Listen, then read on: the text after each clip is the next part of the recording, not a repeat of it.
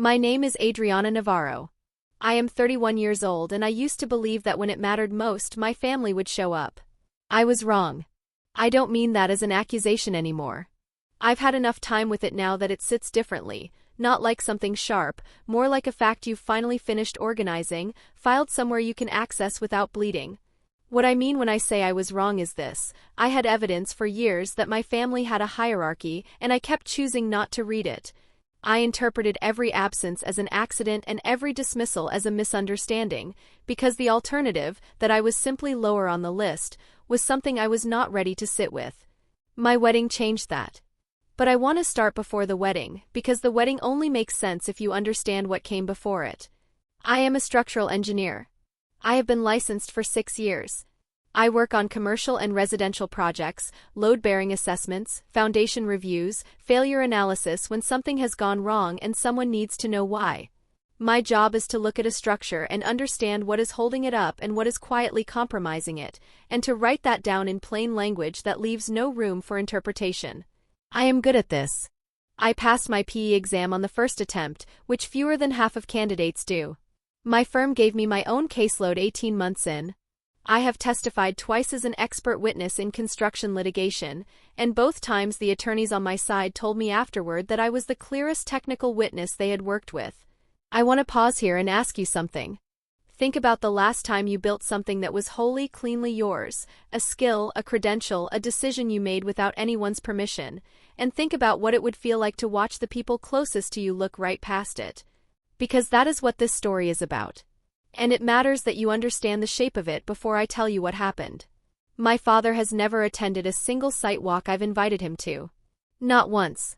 He has come to my sister's dance recitals. She danced competitively until she was 22, and my father attended every regional showcase I can remember. He has driven 4 hours to watch my brother referee a youth soccer tournament. He has, on 3 separate occasions, rearranged his schedule to help my sister move apartments. He has never once come to see a project I worked on, even the ones close to home, even when I specifically asked. My sister's name is Gabriella. She is 3 years younger than me. She is warm and loud and effortlessly the center of whatever room she's in, and I want to be precise here, I do not resent her for that. What I resent is what my family built around it, the operating assumption, never spoken directly, that Gabriella's comfort was the weather system everyone else arranged themselves around. That her plans were load-bearing and mine were decorative. That when the two overlapped, mine would yield. My maternal grandmother owned a small 2-bedroom property across town, a house she had bought 40 years ago in a neighborhood that had changed considerably since then. She left it in her will to both me and Gabriella. The will's language was vague and the title had never been formally resolved. I knew this. I had looked at the documents once, 2 years before everything I'm about to tell you, and made a note to myself that it needed to be addressed. I set the note aside and kept working. That was a mistake. I got engaged on a Thursday evening in March, at a restaurant I had chosen because the light was good and the noise level was low enough to actually talk. My partner, Sebastian, had been planning it for weeks. I said yes before he finished the question. We sat at that table for 2 hours afterward, talking about what we wanted, and I drove home feeling like something had clicked into alignment. I called my mother from the parking lot. My mother's first response when I told her I was engaged was, "Oh, Adriana. Have you thought about the timing?" I asked what she meant. She said Gabriella's quinceañera had been rescheduled.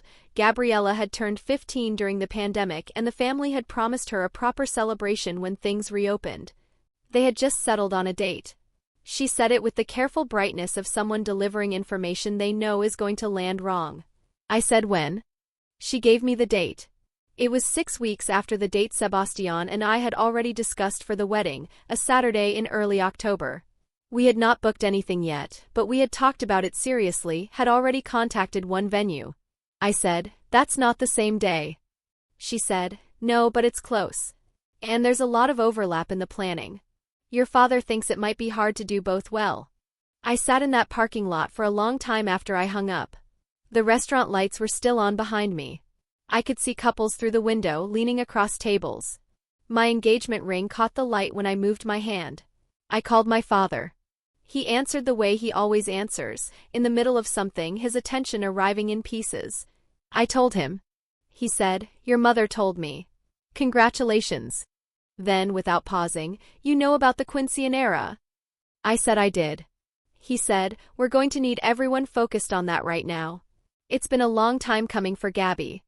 I said, I'm not asking anyone to cancel anything. I'm telling you I got engaged. He said, I know. And that's wonderful. We'll celebrate. But the timing is what it is. I squared the notepad that was sitting on my passenger seat and said nothing for a moment. Then I said, I'll talk to you later, Dad. He said, don't be upset. This isn't about you. I have thought about that sentence many times since. This isn't about you. He meant it as a reassurance.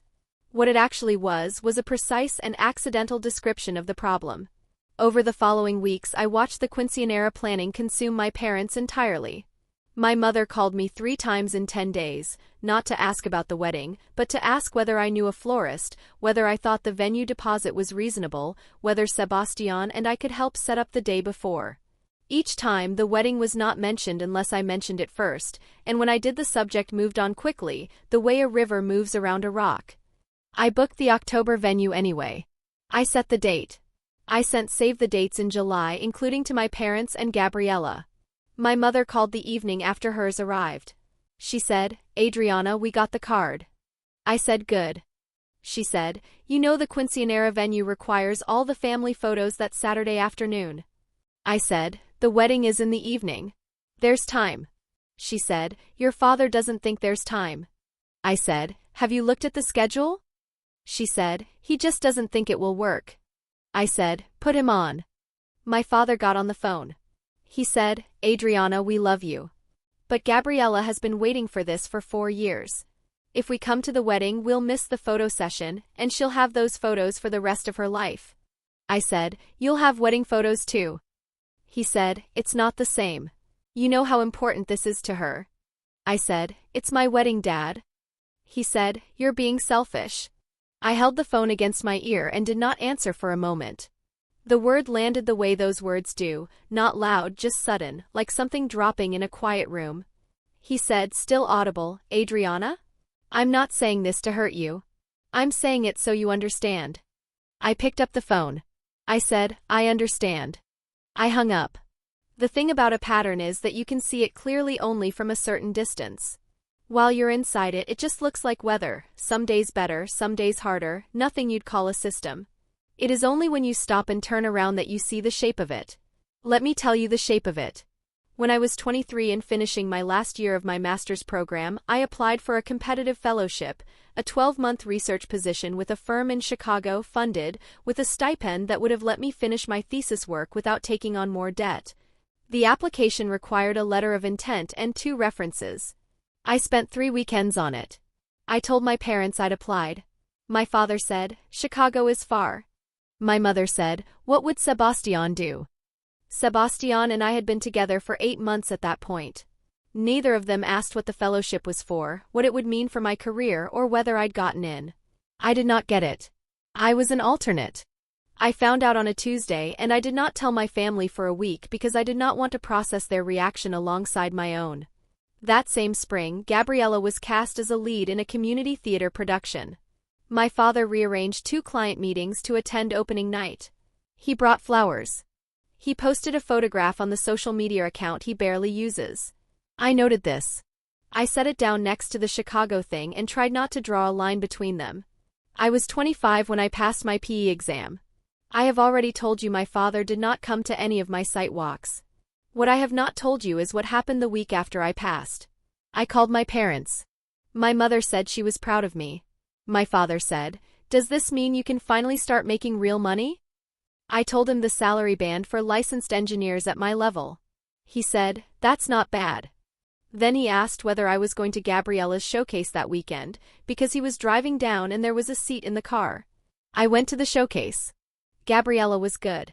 She has always been good. My father stood when she finished and I stood with him because he was standing. That is what the inside of this pattern feels like. You stand up because everyone is standing. You attend because it is easier than explaining why you didn't.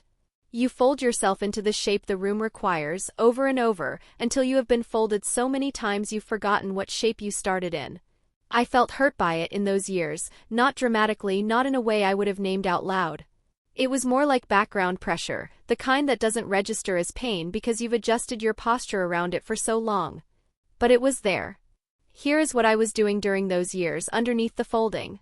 I reviewed structural drawings for a low-income housing development in my city for 3 months without billing $1, because the nonprofit developer couldn't afford engineering fees and the project would have stalled without the review.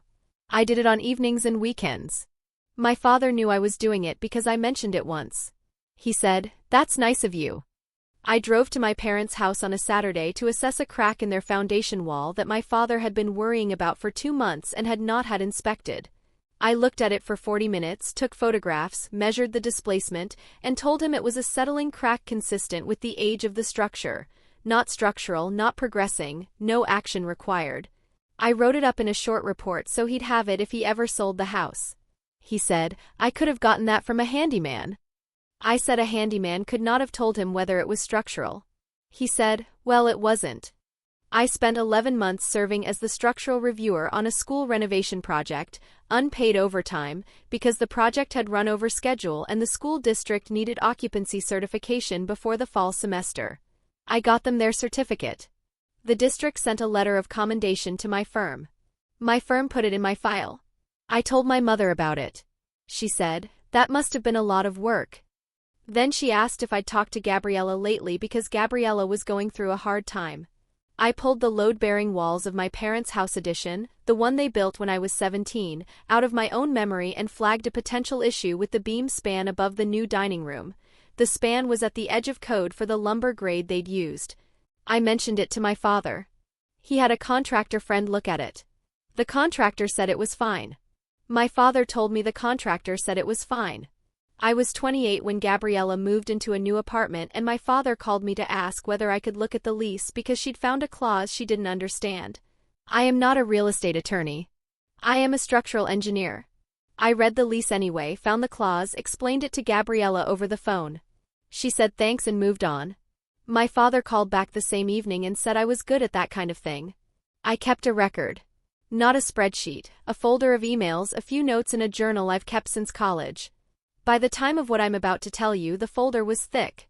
Sebastian and I got married on a Saturday in October, at a venue with tall windows and a courtyard I had specifically chosen because it would photograph well in the afternoon light. We had 63 guests. My parents were not among them. Neither was Gabriella. They went to the photo session. I knew they weren't coming by the Thursday before the wedding. My mother called. She said she was so sorry. She said my father felt terrible. She said Gabriella had cried when she realized the overlap and that they couldn't do both. She said they would celebrate with us afterward, a dinner, whenever we wanted. I said okay. I said it the way you say something when the thing has already happened and the talking is just the sound the situation makes on its way out. My maid of honor, my college roommate Pilar, was the one who stood with me in the getting ready room that morning and said nothing when I needed quiet and talked when I needed noise, and she has never once asked me to explain why my parents weren't there because she already knew. Sebastian's family filled the front rows. His mother cried during the vows. His father made a toast that mentioned me by name and by career, specifically in the same sentence. He said Sebastian was marrying someone who understood how things were built, and that he hoped they'd build something that lasted. I thought about that sentence for days afterward. The officiant asked, near the end of the ceremony, whether anyone wanted to say anything. It's a standard prompt, mostly ceremonial. The room was quiet. I folded the edge of my bouquet wrap between my fingers and looked out at the room. Sebastian's people, our friends, Pilar in the front row, and I felt something settle in my chest, something that was not grief exactly but was adjacent to it. We had a good night. We danced. We ate. Sebastian's aunt told a story about him at age 9 that made the whole table laugh. I drove home at midnight with my shoes in my hand and my dress still on and my husband asleep in the passenger seat. 3 days later, my parents sent a card. Inside, in my mother's handwriting, it said, "We love you both. We're so sorry we missed it. We will make it up to you." Underneath that, in my father's handwriting, it said, "Adriana, we need to talk soon. Family business." I read that twice. Then I slid the card back into the envelope and put it in the folder. 8 months passed. I did not reach out. I answered my mother's calls when I had the bandwidth and declined them when I didn't, and I was not cruel about it, but I was not available in the way I used to be. My father did not call. Not once in 8 months. Then, on a Wednesday evening in June, my phone buzzed with a text from his number. It said, "Adriana. We should reconnect. It's about the house." I read it standing in my kitchen with a dish towel over my shoulder. My hands were steady. My chest tightened in one sharp beat and then went still again. The house he was referring to was not his house. It was the property my maternal grandmother had left in her will, the same small 2-bedroom I had looked at the documents for 2 years earlier and set aside, telling myself there was time. The will had been vague, the language outdated, the title situation unresolved at the time of her death. 3 years ago my father had told me he was handling it. I had offered to help. He had said he had it under control. I set the dish towel on the counter. I picked up my phone. I texted back, "I can come Saturday." He replied within 2 minutes. "Come for lunch." I spent Thursday and Friday pulling everything I could find on that property, the assessor records, the title history, anything recorded in the last 3 years. What I found took me a moment to fully process. The title had been transferred. 8 months ago, the same week as my wedding. The grantee was Gabriella. I sat at my desk with the printout in front of me and the room very quiet, and I read the document from the top slowly, the way I read a structural report when I already suspect what I'm going to find but need to see it in writing before I can act. Then I called my attorney. I arrived at my parents' house at noon on Saturday with a folder under my arm and nothing on my face.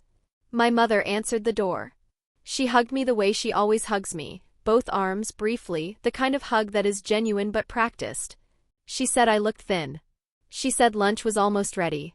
She led me into the kitchen and I set my bag down by the table and sat in the chair I have always sat in, the one with the slightly uneven leg that rocks if you shift your weight wrong, and I did not shift my weight. My father was in the living room. He came in when he heard me, wiping his hands on a dish towel, and he said, "Adriana." "Good." Not hello, not how are you, good, the way you say good when a piece of equipment has arrived and you can now begin. Gabriella was not there. I had wondered whether she would be. She was not. We ate. My mother had made chicken and rice and a salad with the cucumbers cut the way I like them, thin, and I noticed this and did not say anything about it. My father talked about the neighborhood, about a tree that had come down in the last storm, about a friend of his who was selling a business. He did not mention the wedding. He did not mention the 8 months. He talked the way people talk when they are waiting to talk about something else. When my mother started to collect the plates, I said, "Leave those. I want to go over something before we move on." She sat back down. I reached into my folder. I produced the title history printout, 3 pages, the full chain going back to my grandmother's original purchase, and I placed it on the table between us, oriented toward my father. I said, "I pulled the title history on Grandma Rose's property this week." My father looked at the document. He did not reach for it. He said, "I was going to explain that." I said, "The transfer recorded 8 months ago. The same week as my wedding." My mother looked at the table. I said, "The grantee is Gabriella." My father said, "That property has been in limbo for 3 years. Someone had to do something with it." I said, "The will named both of us." He said, "The will was unclear. A lawyer looked at it." I said, "Which lawyer?" He said the name. I wrote it down on the notepad I had brought. I said, "Did that lawyer review the title commitment before the transfer?" My father said, "That's what lawyers do." I slid the second document across, the assessor's current valuation. The property had been assessed at $780,000 at the time of transfer, in a neighborhood where values had climbed steadily for a decade. I said, "This is what it was worth when you transferred it." My father said, "It's still in the family." I said, "Half of it was already mine." He said, "Adriana, your grandmother loved Gabriella. She would have wanted." I said, "I'd like to finish." He stopped. I set a third document on the table. It was a letter from my attorney dated Thursday, outlining the legal basis for a petition action and a challenge to the transfer on the grounds that the will's ambiguous language had not been adjudicated before the deed was executed, that the transfer had proceeded without a probate court ruling on distribution, which in our state meant the conveyance was contestable. My father read the first paragraph.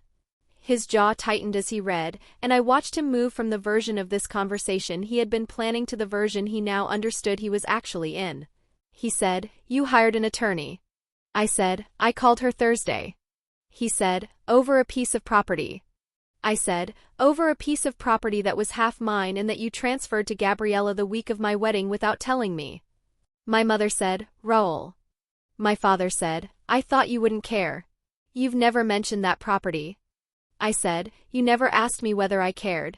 You decided I wouldn't and acted on it. He said, Gabriella needed something to start with. She's been struggling. I said, I know she has. I'm not here about Gabriella. I'm here about the decision you made without me. He said, you were barely speaking to us.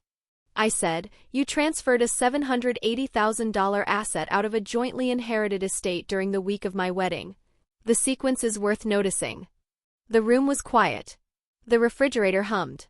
My mother had her hands folded on the table in front of her and she was looking at them. My father said, what do you want, Adriana? I uncapped my pen. I set it down beside the documents.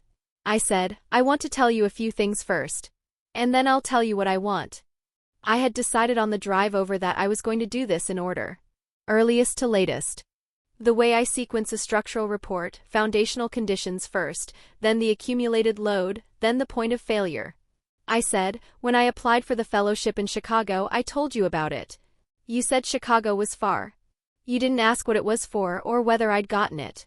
That same spring, you rearranged 2 client meetings to be at Gabriella's opening night and you brought flowers. My father started to speak. I continued. I said, when I passed my PE exam, you asked whether I could finally start making real money. The same week, you asked if I was going to Gabriella's showcase and offered me a seat in the car. I went. I stood up when you stood up. My mother made a small sound. I did not stop. I said, when you had the crack in the foundation wall, you waited 2 months to have it looked at and then called me. I drove over on a Saturday and spent 40 minutes on it and wrote it up in a report you could use. You said a handyman could have told you the same thing. My father said, I didn't mean. I said, I know what you meant. You meant it wasn't a big deal. Which is exactly the point. I looked at him steadily. I reviewed structural drawings for a housing development for 3 months without billing $1 because the nonprofit couldn't afford fees. You knew I was doing it. You said that's nice of you. My mother said quietly, I didn't know about that. I said, I spent 11 months getting a school district their occupancy certificate on a renovation that had run over schedule. Unpaid overtime. The district sent a commendation to my firm. I told you about it, Mom. You asked if I'd talked to Gabriella lately because she was going through a hard time. My mother closed her eyes briefly. I said, when Gabriella needed a lease clause explained, Dad called me. I am not a real estate attorney. I read it anyway. Dad called back that evening to say I was good at that kind of thing. I paused. You have never in 6 years asked to see a project I worked on. You have not asked what a structural engineer does on a daily basis. You have come to every showcase, every tournament, every move. You have not come once. My father said, that's not fair. Engineering isn't something you watch. I said, you could have asked to watch. I invited you to a site walk 3 times.